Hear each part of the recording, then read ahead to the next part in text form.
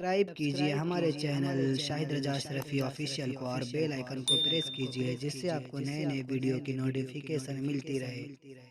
تو ناظرین، آج کے ویڈیو میں ہم جانیں گے کہ نماز کے کچھ اہم سوال کے جواب جانیں گے سنی دعوت اسلامی کی طرف سے۔ تو چلیے ویڈیو شروع کرتے ہیں۔ مسجد میں لوگ آتے ہیں اور کرسیوں پر نماز پڑھتے ہیں، تو شریعت کی نظر میں اس کی کیا حیثیت ہے؟ آیا یہ کہ جائز ہے یا نہیں؟ اگر یہ جائز ہے تو اس کی کیا کیا شرطیں ہیں، اور اس کے علاوہ یہ کہ مسجد کی صف میں اس کو کس جگہ رکھا جائے؟ اس کا جواب عنایت فرمائیں۔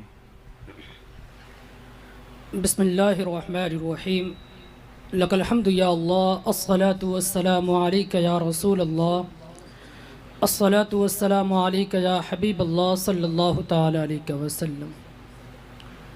سب سے پہلے تو آپ یہ جان لیں کہ بلا عذر شرعی کرسی پر بیٹھ کر نماز پڑھنے سے نماز نہیں ہوتی، اس لیے کہ قیام فرض ہے اور کرسی پر بیٹھنے کی صورت میں اس کا ترک لازم آئے گا، لہٰذا جب فرض ترک ہو گیا تو نماز نہیں ہوگی۔ ہاں، اگر کسی کو ایسا عذر شدید لاحق ہے کہ وہ کھڑا نہیں ہو سکتا یا جھک نہیں سکتا ہے رکوع کے لیے یا سجدے کے لیے، تو اب وہ کرسی پر بیٹھ کر نماز پڑھ سکتا ہے۔ لیکن اگر کسی کی حالت ایسی ہے کہ وہ کھڑا تو ہو سکتا ہے لیکن رکوع کے لیے یا سجدے کے لیے جھک نہیں سکتا، تو وہ جتنی دیر کھڑا ہو سکتا ہے اتنی دیر وہ کھڑا رہے اور رکوع اور سجدے کے لیے کرسی کا استعمال کرے۔ فقہ حنفی کی مشہور کتاب فتاوی عالمگیری میں ہے، ان عجز عن القیام والرکوع وقعد علی القعود وَيَجْعَلُ السُّجُودَ أَخْفَضَ مِنَ الرُّكُوعِ۔ یہ جزیہ اس بات کی بالکل وضاحت کرتا ہے کہ اگر کوئی بندہ قیام کرنے پر قادر نہیں ہے، رکوع کرنے پر قادر نہیں ہے، اور تو ایسی صورت میں وہ بندہ کرسی پر بیٹھ کر نماز پڑھے، البتہ اس بات کا خاص خیال رکھے کہ وہ سجدے کے لیے جب جھکے تو رکوع سے زیادہ جھکے۔ رہی یہ بات کہ وہ کرسی کو کہاں لگائے، صف کے درمیان میں لگائے یا اخیر میں لگائے، تو اس کا جواب یہ ہے کہ حتی الامکان وہ کرسی صف کے اخیر میں لگائیں۔ لیکن اگر ایسا ہو کہ ایک صف پر ہو چکی ہے اور دوسری صف کے درمیان میں کچھ افراد کھڑے ہیں، تو اب وہ اپنی کرسی دوسری صف میں جو افراد درمیان میں کھڑے ہیں ان سے متصل لگا سکتا ہے۔ البتہ اس بات کا بھی خاص خیال رکھا جائے کہ کرسی ایسی ہو جو زیادہ جگہ نہ گھیرے۔ واللہ تعالی عالم بالصواب۔ السلام علیکم ورحمۃ اللہ وبرکاتہ۔ سبحان اللہ، ماشاء اللہ، اللہ آپ کے علم و عمل میں برکتیں نازل فرمائے۔ آتے ہیں اب دوسرے سوال کی جانب۔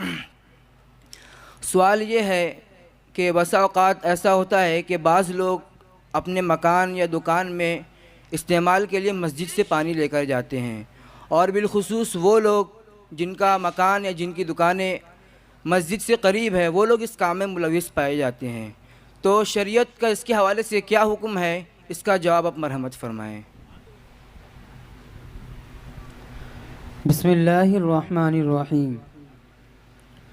مسجد کا پانی نہ اپنے گھر لے جا سکتے ہیں اور نہ ہی اپنے دکان کے لیے لے جا سکتے ہیں، کیونکہ مسجد کا پانی خاص مسجد کی ملک ہوا کرتا ہے، وہ نمازیوں کے لیے ہوا کرتا ہے، اعتکاف کرنے والوں کے لیے ہوا کرتا ہے، اور جو لوگ مسجد میں رہتے ہیں ان کے لیے ہوا کرتا ہے۔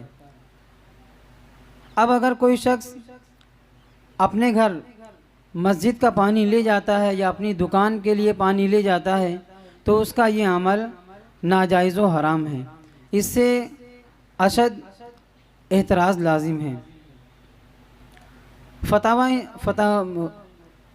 حضور اعلیٰ حضرت کی کتاب فتاوی رضویہ شریف میں ہے، المراد به الماء المسبل بماء الوقف كماء المدارس والمساجد والسقايات التي تملأ من أوقافها فإن هذا الماء لا يملكه أحد ولا يجوز صرفه إلا إلى جهة عينها الواقف وهذا هو حكم الوقف والله تعالى أعلم۔